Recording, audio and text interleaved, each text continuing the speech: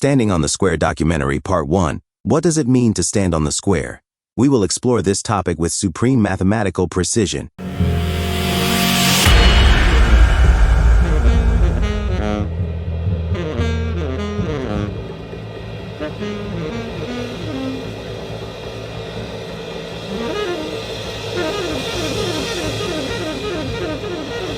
What is a square?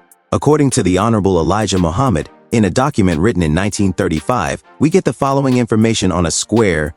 The square inch so often spoken of means, we must be square in righteousness before leaving this wilderness. 12 inches equal 1 foot. 12 tribes equal the earth inhabitants or nations. A square foot equal 144 inches, which is 12x 12. Then if it takes 12x 12 inches to make only 1 square foot of 144 inches, then this teaches us to be able to stand on the square of righteousness. 1. Must pass the test of the 12 tribes. The same as 12x 12 equal 144. Then we are square 144,000 righteous people, ready to become a cube. Let's dive deeper into the meaning of what is being said. What is righteousness? According to Webster's dictionary, righteousness is defined as follows: acting in accord with divine or moral law, free from guilt or sin, morally right or justifiable, a righteous decision, arising from an outraged sense of justice or morality, righteous indignation. What is square in righteousness? The square of righteousness is 12 by 12 as previously stated. The length is measured by obedience to divine law, and the width of the square is measured by alignment to divine character. What is a righteousness mind? The righteous mind is the height that eventually cubes the square after mastery of the law and character. At this point, the initiate will begin to experience their divine power. According to the Honorable Elijah Muhammad in Theology of Time, there are many people who believe angels and gods appear in the air someplace. But if they're up there, we could see them. There is no such thing as formless spirits flying around in space, unless you want to declare such as the righteous mind. The righteous has a mind that wills certain things to be done and using certain things which are in the space around, but it's not material. What can a righteous mind do?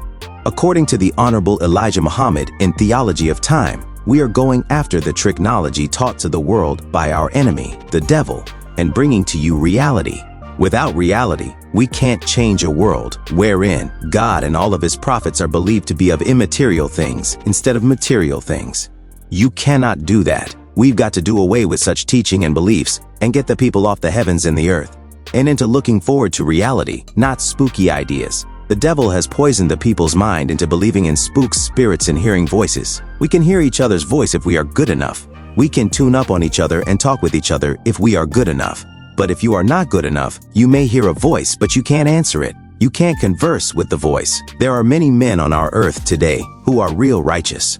They can tune up on us and tell us what we're thinking about from Asia, Africa, and other spots on our earth that has such people among them. This is not impossible for you to do, however. You will have to get right.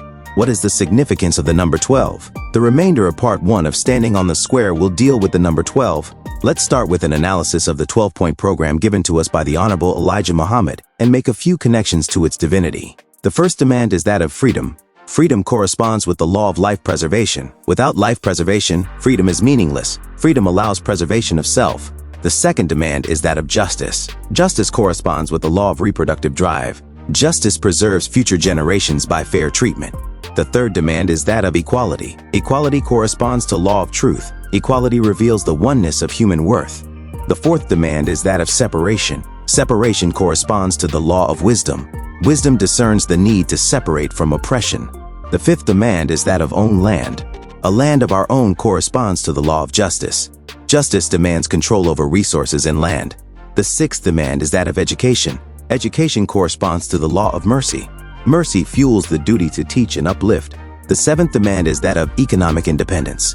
Economic independence corresponds to the law of balance. Balance in resources yields stability in society. The eighth demand is to stop police brutality. This demand corresponds to the law of courage. Courage demands standing against violence.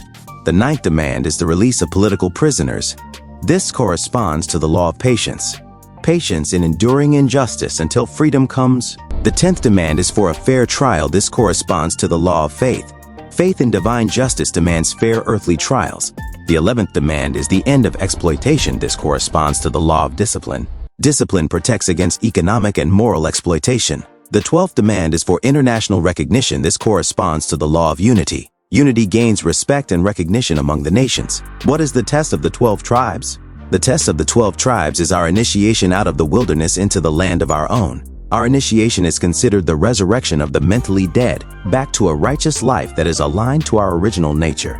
The preceding 12-point program, while it seems political in nature, is truly symbolic of what the minister refers to as self-improvement, the basis for community development. The 12-point program thus becomes an external mirror of an internal spiritual anatomy. When we fail in on aspect of character, we weaken that outer demand in the community. Failure in the outer demand weakens the inner aspect of character. Now there are 12 tribes of the original nation, meaning 12 primary spiritual or character archetypes. Any neglected aspect of character has its corresponding effect in the body.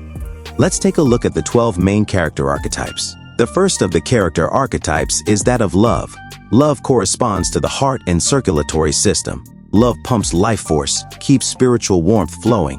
When this aspect is neglected, it can result in poor circulation, heart disease, anemia, emotional coldness.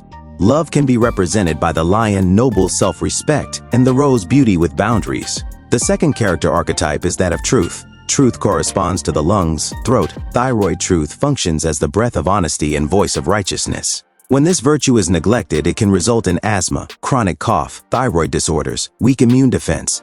Truth can be represented by the eagle, clear vision, and eucalyptus, purifying breath.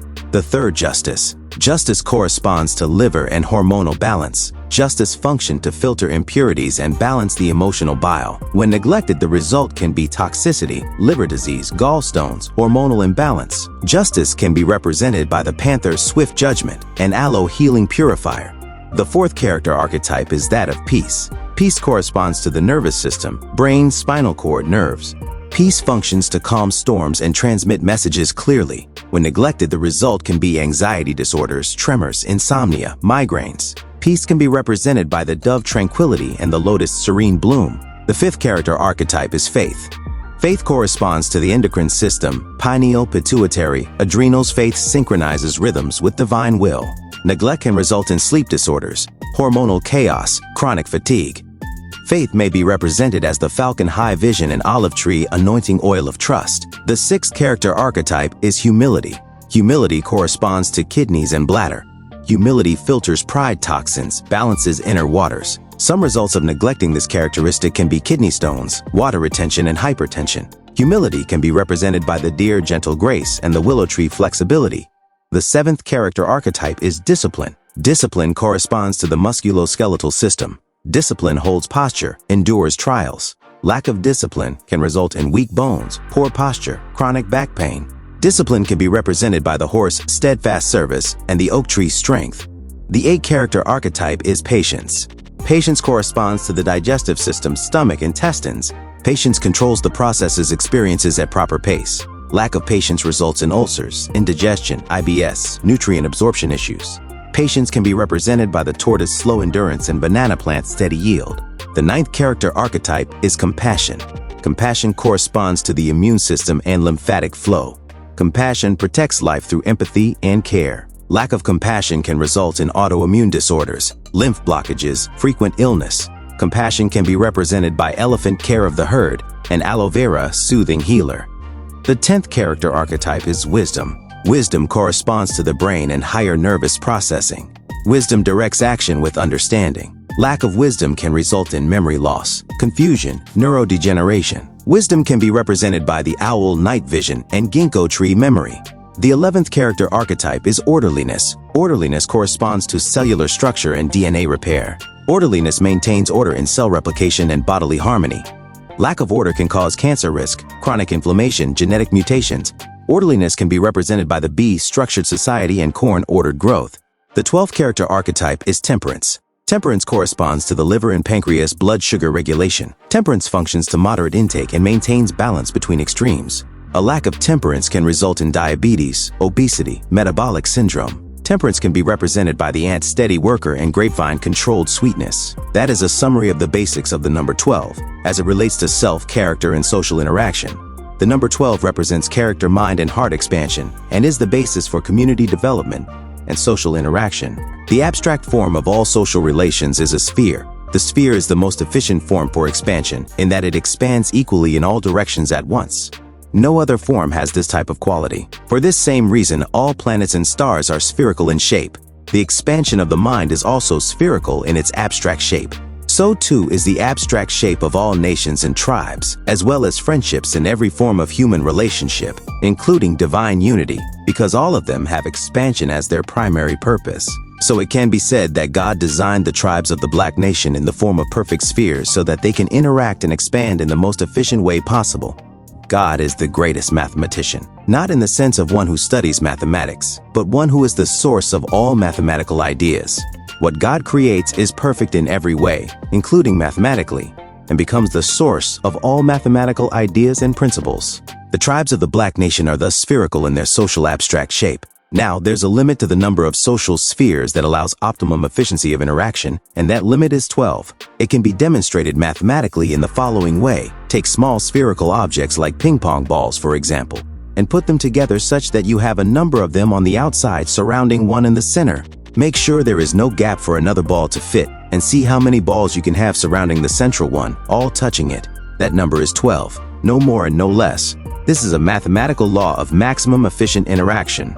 It's the perfect abstract ideal for the formation of society, whose purpose is to advance mind and heart unity, which is identical to mind and heart expansion. The perfect form for manifesting this purpose is a sphere because of its natural quality as the most perfect form for expansion. There is a natural maximum number of social spheres or tribes that can surround the central unity of God. The tribes are all equal to one another and to God. None is closer to or farther removed from God than any other, and they are all in touch with His/her divine unity. That natural maximum number is 12, as can be seen in the physical model described above. That's the reason the number of tribes of the Black nation is 12. This will conclude part 1 and part 2. We will multiply 12 by 12 and discuss the number 144 as it relates to the square of righteousness. You will discover that each of the 12 character archetypes has 12 subtraits. For example, the love archetype will be broken down into its subtraits of self-love, parental love, romantic love, friendship, service, forgiveness, protection, encouragement, mercy, respect, appreciation, benevolence. See you on the next video. Thank you for your time.